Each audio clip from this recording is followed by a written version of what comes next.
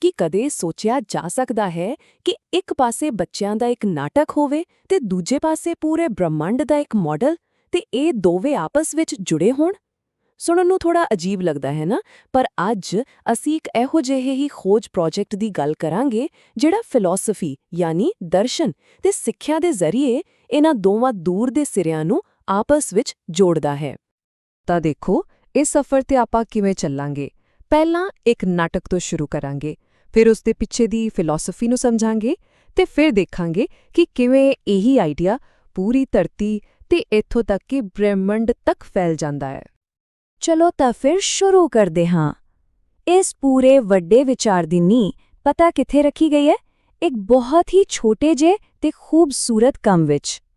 ਤੇ ਉਹ ਹੈ ਬੱਚਿਆਂ ਲਈ ਇੱਕ ਨਾਟਕ ਜਿਸ ਦਾ ਨਾਂ ਹੈ ਹੈਪੀ ਪੀਸ ਡੇ। ਹੁਣ ਦੇਖੋ, ਇਹ ਨਾਟਕ ਸਿਰਫ ਮਨੋਰੰਜਨ ਲਈ ਨਹੀਂ ਹੈ। ਇਸ ਦੀ ਜੜ, ਇਸ ਦੀ ਅਸਲ ਨੀਂਹ ਪੂਰੀ ਦੁਨੀਆ ਇੱਕ ਪਰਿਵਾਰ ਹੈ ਦੇ ਵਿਚਾਰ ਤੇ ਟਿਕੀ ਹੋਈ ਹੈ।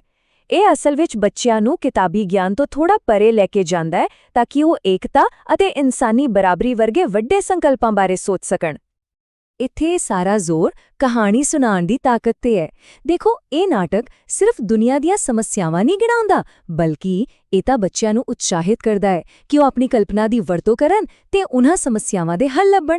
ਇੱਕ ਤਰ੍ਹਾਂ ਨਾਲ ਇਹ ਸਿੱਖਿਆ ਨੂੰ ਇੱਕ ਰਚਨਾਤਮਕ ਖੋਜ ਬਣਾਉਣ ਦੀ ਕੋਸ਼ਿਸ਼ ਹੈ ਨਾ ਕਮਾਲ ਦੀ ਗੱਲ? ਪਰ ਗੱਲ ਇੱਥੇ ਹੀ ਖਤਮ ਨਹੀਂ ਹੁੰਦੀ। ਇਹ ਨਾਟਕ ਸਿਰਫ ਇੱਕ ਕਲਾਕਾਰੀ ਨਹੀਂ, ਇਸ ਦੇ ਪਿੱਛੇ ਇੱਕ ਬਹੁਤ ਡੂੰਘੀ ਫਿਲਾਸਫੀ ਕੰਮ ਕਰਦੀ ਹੈ। ਸੱਚ ਪੁੱਛੋ ਤਾਂ ਇਹੀ ਫਿਲਾਸਫੀ ਇਸ ਪੂਰੇ ਪ੍ਰੋਜੈਕਟ ਦੀ ਰੀੜ੍ਹ ਦੀ ਹੱਡੀ ਹੈ।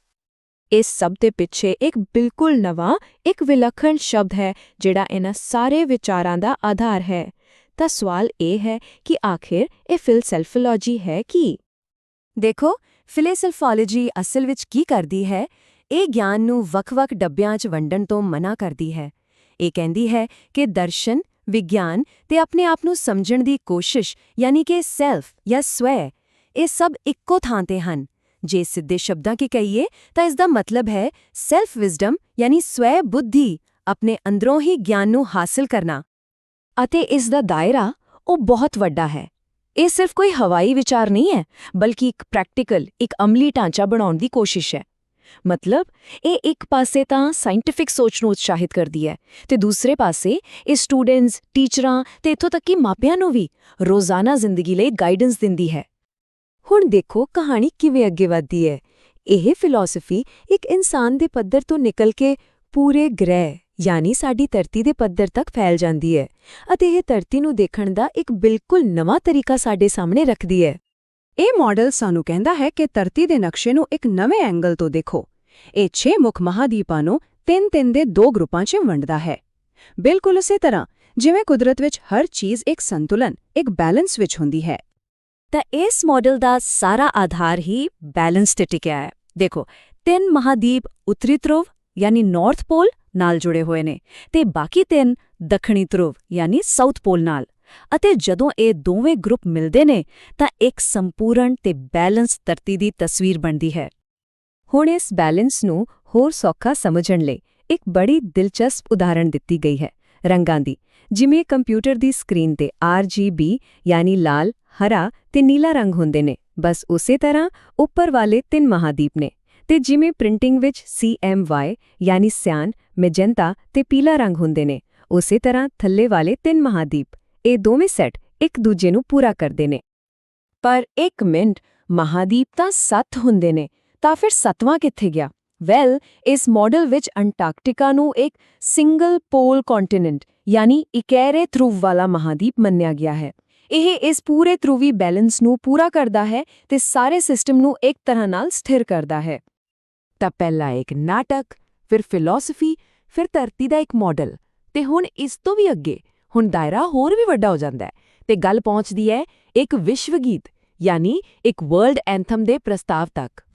ਸੋਚਣ ਵਾਲੀ ਗੱਲ ਹੈ, ਜੇ ਪੂਰੀ ਧਰਤੀ ਇੱਕ ਹੈ ਤਾਂ ਕੀ ਉਸ ਦਾ ਕੋਈ ਇੱਕ ਸਾਂਝਾ ਗੀਤ ਵੀ ਹੋ ਸਕਦਾ ਹੈ?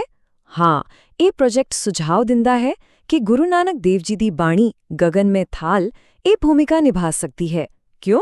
ਕਿਉਂਕਿ ਇਸ ਵਿੱਚ ਪੂਰੇ ਬ੍ਰਹਿਮੰਡ ਨੂੰ ਹੀ ਇੱਕ ਮੰਦਰ ਦੇ ਰੂਪ ਵਿੱਚ ਦੇਖਿਆ ਗਿਆ ਹੈ। ਤੇ ਇਸ ਵਿਚਾਰ ਨੂੰ ਹੋਰ ਤਾਕਤ ਮਿਲਦੀ ਹੈ ਨੋਬਲ ਪੁਰਸਕਾਰ ਜੇਤੂ ਰਬਿੰਦਰਨਾਥ ਟੈਗੋਰ ਦੇ ਇੱਕ ਕਥਨ ਤੋਂ।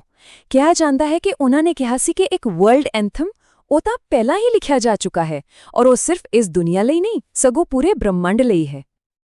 ਤਾਂ ਸਵਾਲ ਇਹ ਉੱਠਦਾ ਹੈ ਕਿ ਇਹ ਸਾਰੇ ਵਿਚਾਰ ਆਏ ਕਿੱਥੋਂ ਨੇ ਤੇ ਇਹਨਾਂ ਦਾ ਹੁਣ ਤੱਕ ਦਾ ਸਫ਼ਰ ਕਿਹੋ ਜਿਹਾ ਰਿਹਾ ਹੈ। ਚਲੋ ਇਸ ਪ੍ਰੋਜੈਕਟ ਦੇ ਇਤਿਹਾਸ ਤੇ ਇੱਕ ਝਾਤ ਮਾਰਦੇ ਹਾਂ। ਦੇਖੋ, ਇਹ ਕੋਈ ਅੱਜ ਦਾ ਵਿਚਾਰ ਨਹੀਂ ਹੈ, ਇਸ ਦਾ ਸਫ਼ਰ ਦਹਾਕਿਆਂ ਪੁਰਾਣਾ ਹੈ। 1992 ਵਿੱਚ ਇਸ ਨੂੰ ਪੰਜਾਬ ਵਿਧਾਨ ਸਭਾ ਵਿੱਚ ਪੇਸ਼ ਕੀਤਾ ਗਿਆ। ਫਿਰ 90 ਦੇ ਦਹਾਕੇ ਵਿੱਚ ਪੰਜਾਬ ਦੇ ਸਕਾਊਟਿੰਗ ਕੈਂਪਾਂ ਵਿੱਚ ਇਸ ਦੀ ਵਰਤੋਂ ਹੋਈ। 1999 ਵਿੱਚ ਵਾਸ਼ਿੰਗਟਨ ਡੀਸੀ ਵਿੱਚ ਲੋਕਾਂ ਦੇ ਇਕੱਠ ਵਿੱਚ ਇਸ ਨੂੰ ਪੇਸ਼ ਕੀਤਾ ਗਿਆ ਤੇ 2007 ਵਿੱਚ ਹੈਪੀ ਪੀਸ ਡੇ ਨਾਟਕ ਨੂੰ ਪਬਲਿਸ਼ ਕੀਤਾ ਗਿਆ। ਸੋ ਇਸ ਵਿਚਾਰ ਨੂੰ ਵੱਖ-ਵੱਖ ਥਾਵਾਂ ਤੇ ਲੋਕਾਂ ਨਾਲ ਸਾਂਝਾ ਕੀਤਾ ਗਿਆ ਹੈ। ਤਾਂ ਕੁੱਲ ਮਿਲਾ ਕੇ ਅਸੀਂ ਕੀ ਦੇਖਿਆ? ਇੱਕ ਇਹੋ ਜਿਹਾ ਖੋਜ ਪ੍ਰੋਜੈਕਟ ਜਿਹੜਾ ਇੱਕ ਹੀ ਧਾਗੇ ਵਿੱਚ ਕਈ ਮੋਤੀਆਂ ਨੂੰ ਪਰੋਂਦਾ ਹੈ।